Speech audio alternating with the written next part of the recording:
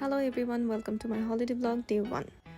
এই তো প্রথমে আমি ঢাকা থেকে ব্যাংকক যাচ্ছি। ব্যাংকক ট্রানজিট শেষ করে আমি যাচ্ছি বালিতে। প্লেন টেক অফ করার কিছুক্ষণ পরেই প্লেনে খাবার দিয়ে দিয়েছে। এখানে আছে ম্যাশ পটেটো, বল ভেজিটেবল আর চিকেন। এছাড়াও পাস্তা ছিল, ডেজার্ট আইটেম ছিল। এটা ছাড়া আরেকটা অপশন ছিল, সেটা হচ্ছে rice, chili paste with shrimp আর সেম বল ভেজিটেবল, ডেজার্ট আর ব্রেড বাটার। এই তো আমি এখন খাবারগুলো ট্রাই করছি। প্লেনে একটা ইন্টারেস্টিং ফ্যাক্ট হচ্ছে, আর যখন খাবারগুলো দেয় গরম অবস্থাতে খাওয়ার সময় খাবারটা মজা লাগে, বাট একটু ঠান্ডা হয়ে গেলেই তখন আপনার একটা উইয়ার্ড টেস্ট মনে হবে। এরপর অনেক ড্রিঙ্কসের অপশন ছিল, সেখান থেকে আমি অরেঞ্জ জুস নিই। তারপর কিছুক্ষণ আমি ঘুমিয়ে নিই। এরপর যখন চোখ খুলে তখন দেখলাম সুন্দর একটা সানরাইজ হচ্ছিল। আর এই তো আমরা চলে আসলাম সুবর্ণভূমি এয়ারপোর্টে। সেখানে আমরা আমাদের টার্মিনালটা খুঁজে বের করছিলাম।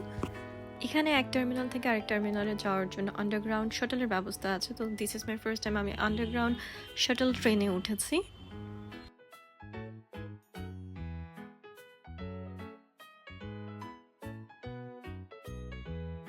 এরপর নেক্সট ফ্লাইটে বোর্ডিং করার পর কিছুক্ষণের মধ্যে আমাদের খাবার দিয়ে দেয়।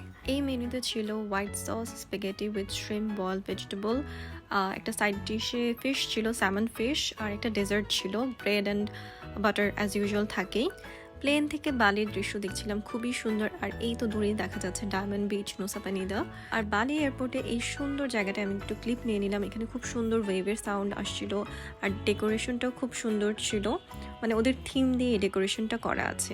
এরপরেই আমাদের ড্রাইভার চলে আসে। আমরা একটা ক্যাব ভাড়া করি এয়ারপোর্ট থেকে, একটু কস্টলি ছিল আমাদের কাছে। 7 মিনিটসের রাস্তার জন্য 2000+ টাকা ওরা চার্জ করেছে। আমরা তো জানতাম না যে এত কম নিয়ে আসলে নতুন জায়গায় আসলে যা হয় আর কি। সো যাই হোক, আমরা আশেপাশের ভিউ দেখতে দেখতে যাচ্ছিলাম। আর কিছুক্ষণের মধ্যেই আমরা চলে আসি আমাদের হোটেল রুমে। হোটেল রুমটা খুব সুন্দর, নিট অ্যান্ড ক্লিন ছিল, সব কিছুই খুব সুন্দর ছিল। ওয়াশরুমটাও একদম পরিষ্কার ছিল, খুব মডার্নাইজ ওয়েতে ডিজাইন করা ছিল। তো হোটেল রুম দেখে I was very satisfied. But আমার খুব ইচ্ছা ছিল যে ভিউটা খুব সুন্দর হবে, যদিও আমরা বিচের থেকে অনেক দূরে আমাদের হোটেলটা বুক করি।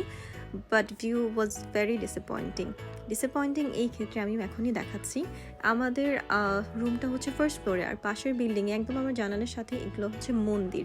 তো ওরা সারাক্ষণ প্রে করতো, যদিও আমার কোনো সমস্যা হয়নি, খুব সুন্দরভাবে ওরা খুব আস্তে আস্তে প্রে করে, বাট একটু সুন্দর ভিউ থাকলে ভালো লাগতো। এই তো সন্ধ্যাবেলা বের হয়ে এই প্রথম বিয়ার ট্রাকটা দেখতে পাই। সবাই খুব এনজয় করছিল। তারপর আমি চলে যাই কুটা বিচে। তো ওখানে যেতে যেতে আমাদের 9টা বেজে যায়। আর 9টা মানে ওখানে অনেক রাত। 8টার মধ্যে সব কিছু বন্ধ হয়ে যায়। বিচে তেমন মানুষই ছিল না, হাতে গোনা 2-4 জন ছিল। তো লোকজন ছিল না, ভিউটাও খুব ডাল ছিল, তাই আমরা বেশিক্ষণ সেখানে স্টে করিনি। আশেপাশে কিছুক্ষণ হাঁটাহাঁটি করে আমরা এখানে একটা ঘোড়ার গাড়ির দেখা পেলাম। এই ঘোড়ার গাড়িগুলো খুব এক্সপেন্সিভ, আপনারা চাইলে এটাতে ঘুরতে পারেন, বাট কোয়াইট এক্সপেন্সিভ। কিছুক্ষণ হাঁটার পর আমার পা ব্যথা হয়ে যায়। তো আমি এখানে একটু বসে রেস্ট নিচ্ছিলাম, আর আশেপাশে দেখছিলাম ট্যুরিস্টরা হাঁটাহাঁটি করছে, সবাই খুব এনজয় করছে। আমাদের মতো অনেকেই রেস্ট নিচ্ছিল। আর এই তো রাতে আমরা রেস্টুরেন্ট কোনো কিছু খোলা না পেয়ে এখানে একটা আন্টির দোকানে এই নুডলসটা ট্রাই করি।